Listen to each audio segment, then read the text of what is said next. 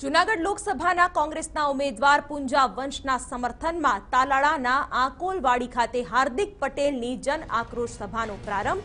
તાલાળાના આંકોલવાડી ગામે હાર્દિક પટેલ માટે તૈયાર કરેલા સભા સ્થળે મંડપ ઉડ્યા।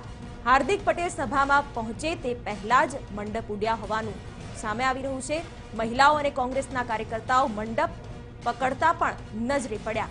તો અત્યારે આ દ્રશ્યો અમે આપને બતાવી રહ્યા છીએ, જ્યાં અંકોલવાડી ગામે હાર્દિકની સભા છે, પરંતુ આ સભા પહેલા જ તેજ પવનના કારણે અહીંનો જે સભા મંડપ છે તે તૂટી પડ્યો છે અને કાર્યકર્તાઓ મહામહેનતે આ મંડપને તૂટતા બચાવી રહ્યા છે, જેના દ્રશ્યો પવનમાં મંડપ ઉડ્યો છે।